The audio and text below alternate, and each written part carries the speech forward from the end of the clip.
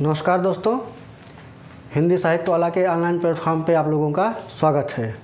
तो आज हम लोग एक नए टॉपिक पे चर्चा करने के लिए आ गए हैं। आप लोग समाचार पत्रों, टीवी चैनलों या सोशल मीडिया प्लेटफॉर्म पे आप अक्सर सुन रहे होंगे कि इस समय एक देश एक चुनाव की बात हो रही है, वन नेशन वन इलेक्शन की बात हो रही है। तो आज हम लोग इसी पे चर्चा करेंगे, वन नेशन वन इलेक्शन के बारे में कि इसको लागू करना कहाँ तक प्रासंगिक है, क्या इस लागू होने से जो है इसको विरोध का सामना करना पड़ेगा या नहीं। क्योंकि पिछले कुछ दिनों से हमारे माननीय प्रधानमंत्री श्री नरेंद्र मोदी जी भी इस पे बार बार जोर दे रहे हैं और ला कमीशन के द्वारा भी पिछले साल इस पे रिपोर्ट भी दी गई। और अभी हाल ही में देश में एक चुनाव और एक देश का जो मुद्दा है, इस पे विचार विमर्श करने के लिए केंद्रीय विधि एवं न्याय मंत्रालय के द्वारा पूर्व राष्ट्रपति श्री रामनाथ कोविंद जी की अध्यक्षता में एक उच्च स्तरीय कमेटी का भी गठन किया गया है।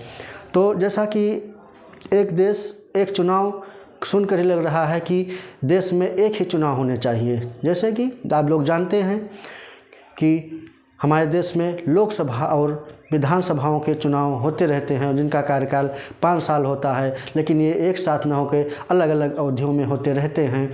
तो इसका सीधा सा मतलब ये है कि अब लोकसभा और विधानसभाओं के चुनाव जो है एक ही समय होंगे, जिनका कार्यकाल 5 साल होगा। इस प्रकार अगर ये व्यवस्था लागू की जाती है तो देश में एक नई व्यवस्था देखने को मिलेगी कि हर 5 साल पे देश में लोकसभा और विधानसभाओं के चुनाव साथ होंगे। लेकिन इसको लेकर कुछ विरोध भी हो रहे हैं।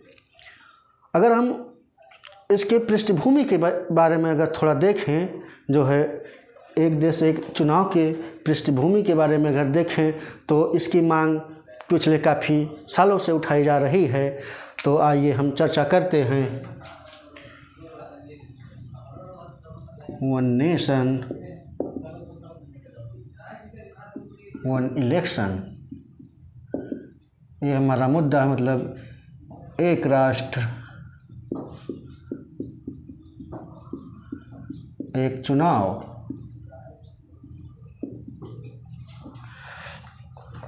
तो 1982-83 के आसपास चुनाव आयोग ने भी पहली बार इसे प्रस्तावित किया कि देश में एक साथ लोकसभा और विधानसभा के चुनाव होने चाहिए। हालांकि आप लोग जानते हैं कि हमारे देश में 1967 तक ये प्रक्रिया जारी रही। मतलब कि 1967 तक लोकसभा और विधानसभाओं के चुनाव एक साथ होते रहे। और आप लोग ये भी जानते हैं कि लोकसभा और सभी विधानसभाओं के पहले आम चुनाव वर्ष 1951 और 52 में हुए थे। तो 1967 तक देश में एक साथ लोकसभा और विधानसभाओं के चुनाव होते रहे हैं। लेकिन इसके बाद जब ये प्रक्रिया बाधित हुई तो 1951-52 में हमने बताया कि आसपास जो है चुनाव लोकसभा विधानसभाओं के एक साथ हुए। इसके बाद 1957, 62 और 1967 में प्रथा जारी रही, जो एक साथ चुनाव की बात है। ये 57, 62, 67 तक जारी रही। लेकिन उस 1968 और 1969 में कुछ विधानसभाओं के समय से पहले भंग हो जाने से यह चक्र बाधित हुआ। फिर 1970 में लोकसभा को भी समय से पहले भंग कर दिया गया और 1971 में उसका फिर से चुनाव हुआ। इस प्रकार पहली और दूसरी और तीसरी लोकसभाओं का कार्यकाल जो है पूरे 5 वर्ष का कार्यकाल रहा। अगर देखें तो लोकसभा और विभिन्न विधानसभाओं दोनों के को समय से पहले विघटन या जो है उनके कार्यकाल में विस्तार के परिणाम स्वरूप जो लोकसभा तथा राज्यसभाओं में अलग अलग चुनाव हुए, इससे भी यह चक्र बाधित हुआ। लेकिन अगर हम बात करें तो जैसा बताया कि 1982 से ही चुनाव आयोग ने इसकी संस्तुति की थी कि एक साथ लोकसभा और 1982 या 83 के आसपास, कहीं कहीं 82 रहता है, कहीं कहीं 83 रहता है, कि लोकसभा और विधानसभाओं के चुनाव एक साथ होने चाहिए। 1999 में अगर हम बात करें तो 1999 में BPG-1 1999 में वीपी जीवन की अध्यक्षता वाले विधि आयोग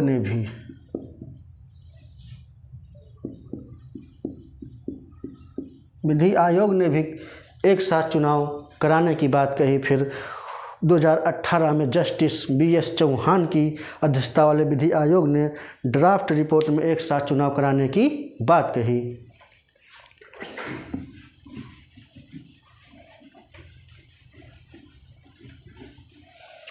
2018 में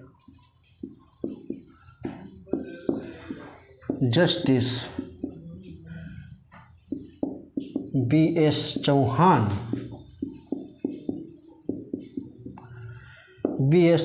की अध्यक्षता वाले विधि आयोग ने एक ड्राफ्ट रिपोर्ट तैयार की। उस ड्राफ्ट रिपोर्ट में भी कहा कि लोकसभा और विधानसभाओं के चुनाव एक साथ होने चाहिए। हालांकि इन्होंने कहा कि उसके लिए कुछ संशोधन भी, जो संविधान है उसमें कुछ संशोधन भी करने होंगे। वो संशोधन किन किन, जैसे आर्टिकल 83, आर्टिकल 85, आर्टिकल 172, आर्टिकल 174 और आर्टिकल 356, इन में संशोधन करना होगा। अगर जो है एक साथ चुनाव कराया जाएगा तो ये जस्टिस बीएस चौहान की अध्यक्षता वाली रिपोर्ट ने कहा। 2015 के आसपास या 2015 में संसद की स्थायी समिति ने 2 चरणों में लोकसभा और विधानसभा चुनाव कराने की बात कही। –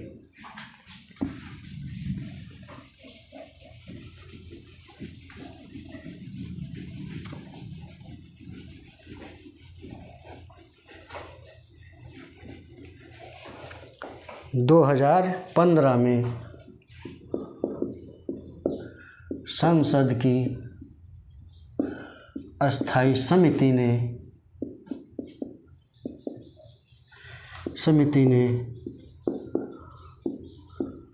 2 चरणों में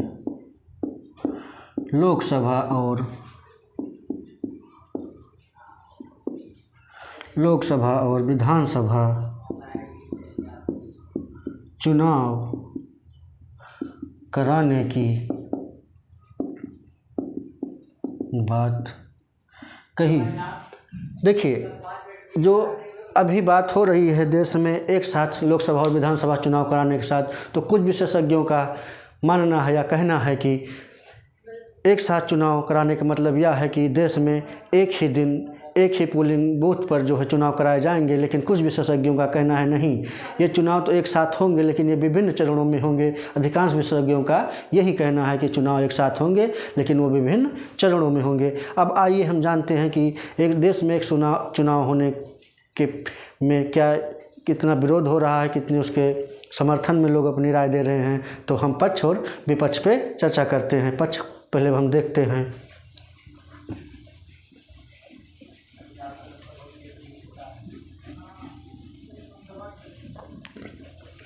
अब हम बात करेंगे एक साथ चुनाव होने के पक्ष में तर्क। क्या इसके जो पक्षधर हैं या जो इसके समर्थन में लोग हैं वो क्या कह रहे हैं? वो कह रहे हैं कि अगर देश में एक साथ चुनाव कराने पर चुनावी खर्चे बहुत हद तक कम हो जाएंगे। मतलब कि देश में जब विभिन्न समय पे चुनाव होते, हर साल हमारे देश में किसी न किसी विधानसभा के चुनाव होते रहते हैं, तो इनके जो समर्थन में है वो कह रहे हैं एक साथ चुनाव होने से चुनावी खर्चों में कमी आएगी।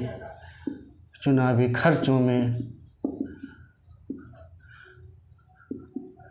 कमी आएगी और मैन पावर भी कम लगेगी।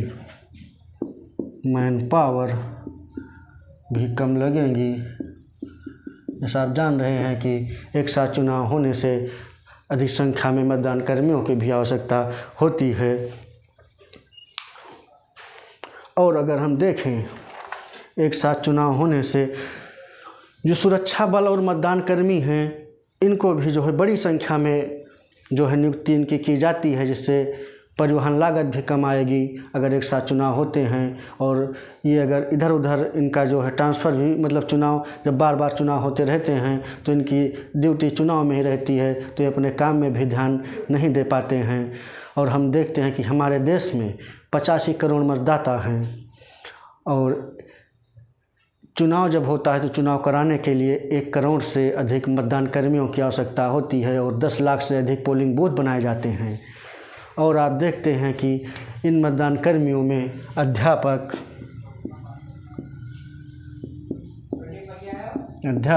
इंजीनियर, वीडियो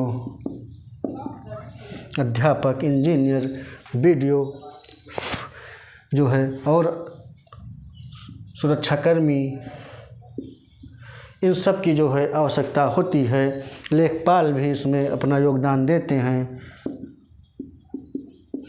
तो ये लोगों की ड्यूटी चुनाव में ही रहती है, तो इसलिए अपने काम पर भी ध्यान नहीं दे पाते हैं। इसलिए बात की जा रही है कि अगर एक साथ चुनाव होंगे तो ये लोग केवल 5 साल में, जो भी नियत समय है चुनाव या कार्यकाल है इन हमारे देश में, तो उसी टाइम पे इनको ड्यूटी पे रखा जाएगा। बाकी समय ये अपने कामों में ध्यान दे जाएंगे।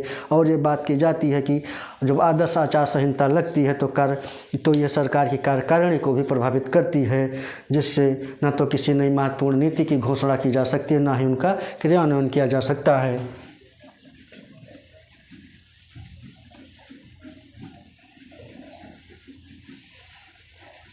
और अगर हम फिर बात करें तो जो है बार बार अगर चुनाव जो होते हैं तो राजनेताओं का ध्यान चुनावी राजनीति और जीतने पर ही रहता है कि वो अपना पूरा दिमाग यही लगाते हैं कि हमको चुनाव जीतना है, तो बार बार उसी चुनाव में अपना ध्यान बांटते रहते हैं। इससे हमारे जो है देश में शासन और विकास के लोकहित कार्यों पर भी अधिक ध्यान नहीं दिया जा पाता है, क्योंकि वो उनका अधिकांश समय चुनावी राजनीति में ही खर्च हो जाता है। और ये भी बात की जा सकती है कि अगर एक साथ देश में चुनाव होंगे तो फिर मतदान का प्रतिशत भी बढ़ेगा, मतदान का प्रतिशत भी बढ़ेगा अगर एक साथ चुनाव होते हैं। और ये भी कहा जाता है कि बार बार चुनाव होने से काले धन का भी प्रश्रय मिलता है, क्योंकि राजनीतिक पार्टियां धन इकट्ठा करती हैं और ये गलत तरीके से धन इकट्ठा किया जाता है, तो काले धन को बढ़ावा मिलेगा।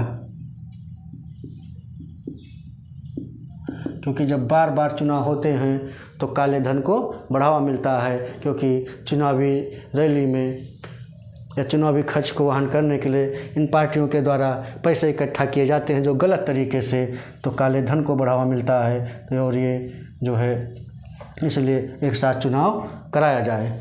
उसके बाद हम देखते हैं कि जो है केंद्रीय सशस्त्र बल की 1500 से अधिक कंपनियों को चुनाव में लगाया जाता है। इससे भी उनके ऊपर भारी खर्चे आते हैं। और बार बार होने वाले चुनाव से जाति, धर्म और संप्रदाय के मुद्दे भी बढ़ते रहते हैं, भड़काते रहते हैं। जो चुनाव पार्टियों द्वारा अपनी चुनावी रैली में जात, धर्म और संप्रदाय के आधार पर राजनीति की जाती है, इससे इस प्रकार के मुद्दे भड़कते हैं। और आप लोग देखते होंगे कि जो है समाज या गांव में विशेषकर इन्हीं मुद्दों लेकर लोगों में वैमनस्यता की स्थिति पैदा हो जाती है। आप बंगाल में देख सकते हैं कि बंगाल में जब चुनाव होता है तो वहाँ पे कितनी हिंसा होती रहती है।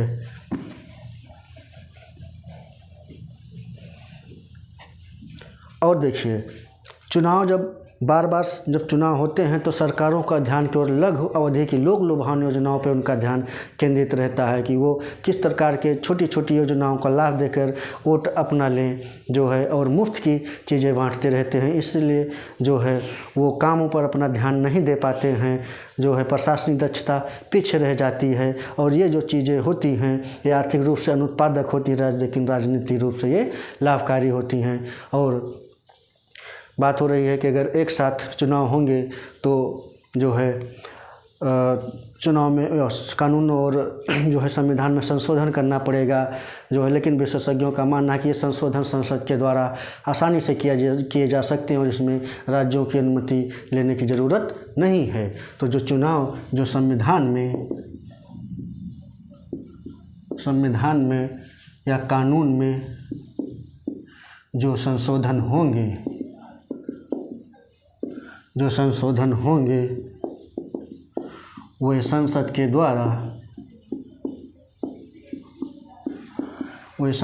द्वारा आसानी से किए जा सकते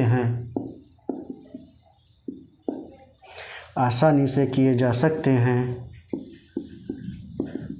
इसके लिए राज्यों की अनुमति लेने की आवश्यकता नहीं होगी। तो एक साथ चुनाव होने से विशेषज्ञों का मानना है कि चुनावी खर्चे जो बहुत ज़्यादा हो जाते हैं, जब बार बार जब चुनाव होता है तो एक साथ जब चुनाव हो चुनावी खर्चे काफ़ी कम हो जाएंगे। ये था इसके पक्ष में तर्क। अब हम देखते हैं इसके विपक्ष में, जो इसके विरोध में है कि देश में एक साथ चुनाव ना हो, तो उनका क्या कहना है, उनकी राय क्या है।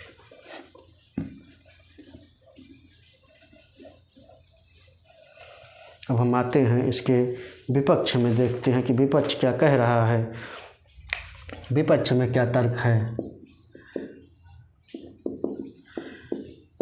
विपक्ष का कहना है कि जब अगर एक साथ चुनाव होंगे तो राजनेताओं की जवाबदेही कम हो जाएगी, क्योंकि जब ये बार बार चुनाव होते रहते हैं तो ये जनता के बीच में आते रहते हैं, जनता इनसे सवाल पूछती है, तो ये जो है ठीक ठाक काम कर लेते हैं। लेकिन अगर जब 5 साल में एक बार चुनाव होंगे तो इनकी जनता के प्रति जवाबदेही कम हो जाएगी,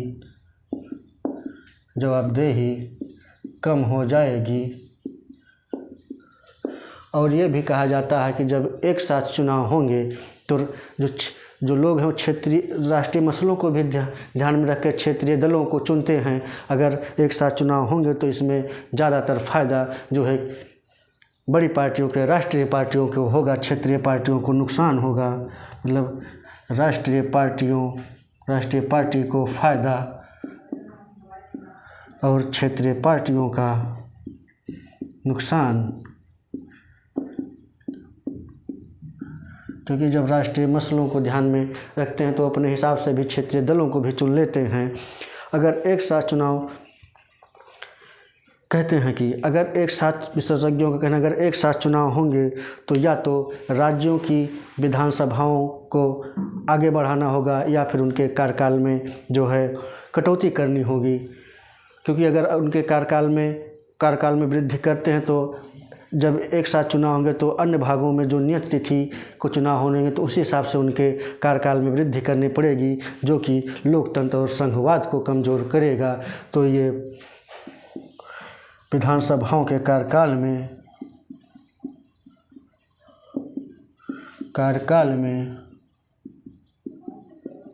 वृद्धि या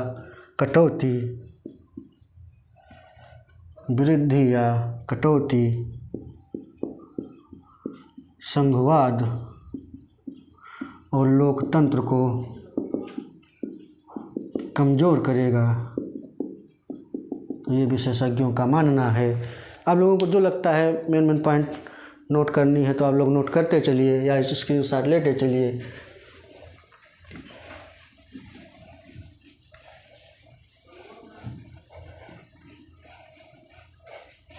अगर हम अगले पॉइंट की बात करें तो आलोचकों का ये भी कहना है कि एक साथ चुनाव कराने की मजबूर करना लोकतंत्र के विरुद्ध, क्योंकि कृत्रिम चक्र को लोगों के ऊपर थोपना जो है मतदाताओं की पसंद को भी सीमित करना है। क्योंकि अगर एक साथ चुनाव होगा तो लोगों को अपनी नापसंद या नापसंद में भी वो बहुत ज़्यादा अंतर नहीं कर पाएंगे, और लोग जो है इससे उनकी पसंद को भी जो है सीमित करना उचित नहीं है। और ऐसा माना जाता है कि जो है प्रत्येक 5 वर्ष में जो है हमने बता दिया कि जवाबदेही भी कम होती है, और अगर कोई सरकार पहले गिर जाएगी या पूर्व समय से पहले भंग हो जाएगी तो उस समय में क्या विकल्प होगा, क्योंकि 16 में से 7 लोकसभाएं पहले ही भंग हो चुकी हैं। तो एक समस्या ये भी आ रही है कि अगर एक साथ चुनाव होते हैं तो फिर जो है अगर कोई सरकार समय पूर्व भंग हो जाएगी तो फिर उस स्थिति में क्या विकल्प होगा, क्योंकि 16 में से 7 लोकसभाएं समय से पहले भंग हो चुकी हैं। तो एक समस्या लोगों के सामने या विशेषज्ञों के सामने ये भी आ रही है। और जैसा कि बात ये हो रही है कि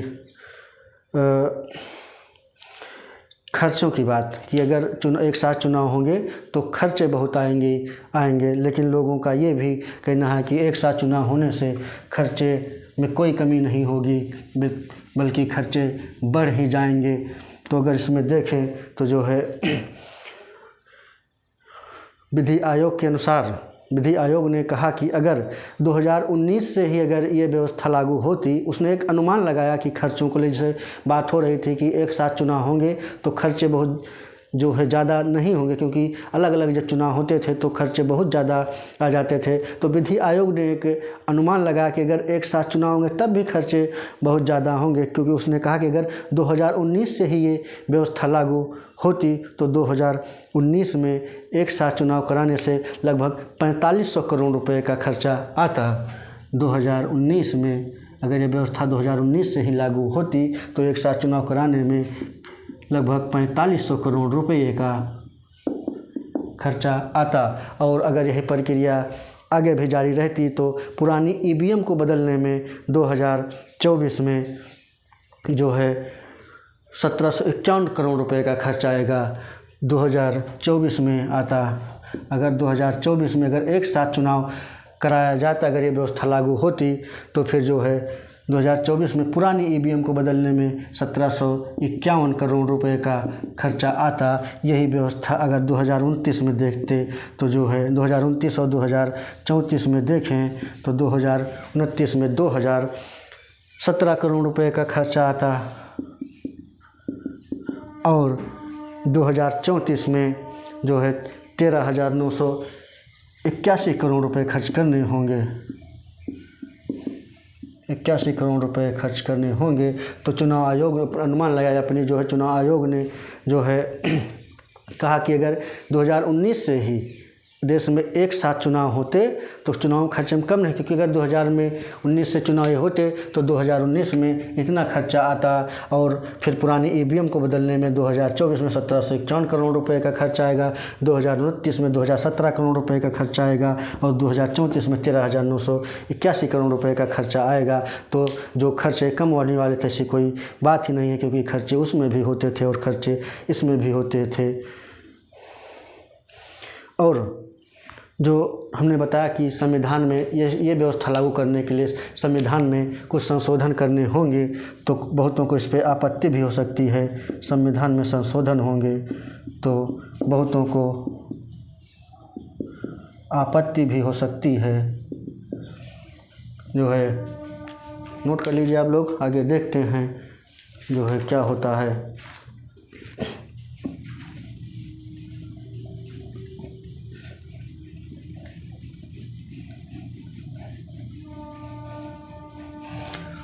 आप लोग जैसा जानते हैं कि वर्तमान समय में जो चुनाव हो रहे हैं वीवीपैट और ईवीएम की सहायता से हो रहे हैं।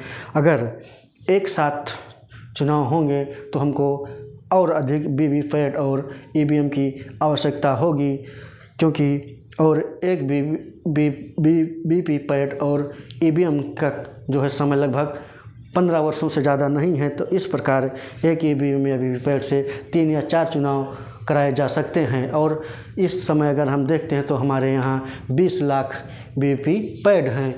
तो 20 लाख वीवीपैट हैं जो है अगर एक साथ चुनाव लोकसभा विधानसभा चुनाव कराने होंगे तो जो है इससे 3 गुना अधिक वीवीपैट की आवश्यकता होगी, क्योंकि इसी वीवीपैट से अभी तक जो है लोकसभाओं और विधानसभाओं के चुनाव जो अलग अलग समय पर होते थे किए जाते थे। और जब ये 3 गुना आवश्यकता होगी तो इसको बनाने में ही लगभग 3 से 4 वर्षों का समय लग जाएगा जो है। तो ये भी एक समस्या आ रही है। एक साथ चुनाव होता है तो हम देखते हैं कि अतिरिक्त संख्या में चुनावी कर्मियों और सुरक्षा बलों की आवश्यकता होगी, ताकि शांति व्यवस्था बनाई जा सके।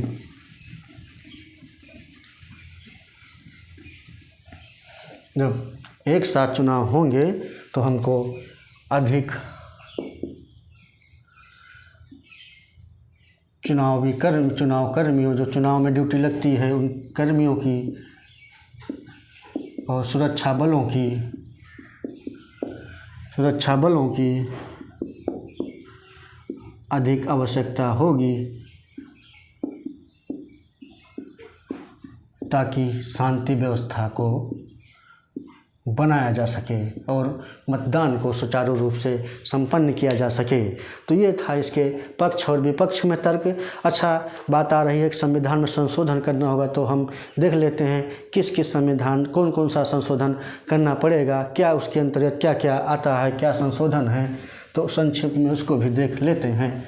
तो हमने जैसा कि अभी आपको पहले ही बताया कि जो संविधान में संशोधन होंगे वो आर्टिकल 83, आर्टिकल 85, आर्टिकल 172, आर्टिकल 174 और आर्टिकल 356 इन जो है संशोधन इन अनुच्छेदों में संशोधन करना पड़ेगा। इसके अंतर्गत संसद के दोनों सदनों की अवधि के संबंध में है।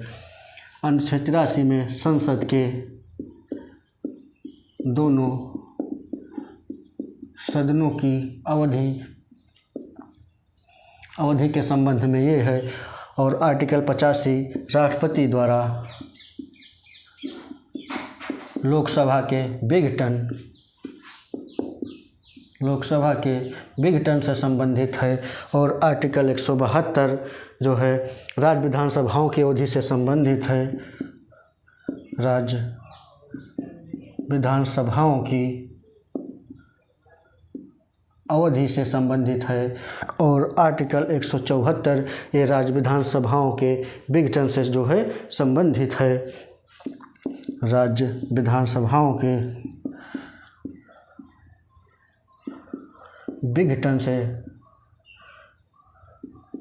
विघटन से संबंधित है। और आर्टिकल 356 आप लोग जानते हैं कि राज्यों में राष्ट्रपति शासन।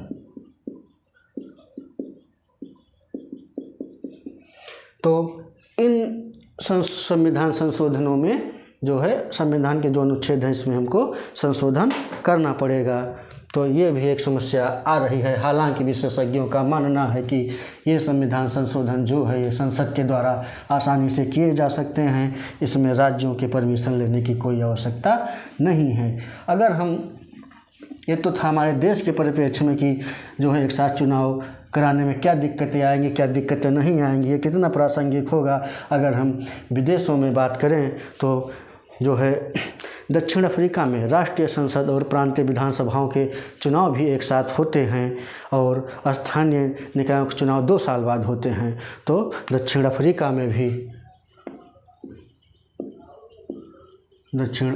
में केंद्रीय संसद और प्रांतीय विधानसभाओं के चुनाव एक साथ होते हैं। इनका कार्यकाल भी 5 वर्ष होता है। और यहाँ स्थानीय निकायों का चुनाव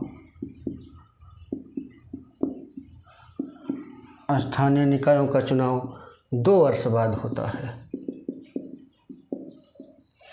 तो ये दक्षिण अफ्रीका की बात की थी। अगर हम स्वीडन की बात करें तो स्वीडन में संसद और प्रांतीय विधानसभाओं के चुनाव एक नियत तिथि पर होते हैं और ये तिथि है सितंबर के दूसरे रविवार को ये चुनाव होता है। तो स्वीडन में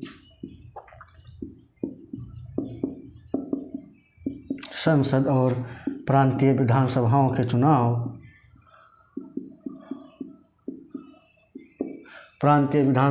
चुनाव भी नियत तिथि पर होते हैं और ये है सितंबर के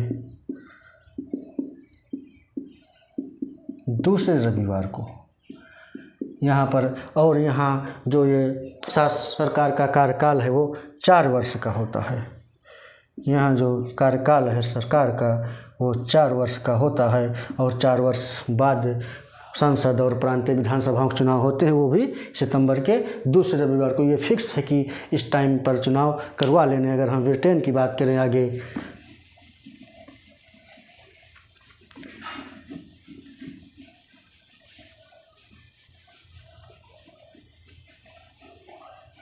अगर हम ब्रिटेन की बात करें तो ब्रिटेन में संसद का कार्यकाल निश्चित अवधि संसद अधिनियम 2011 के अनुसार होता है। निश्चित अवधि संसद ब्रिटेन में जो संसद का कार्यकाल है वो निश्चित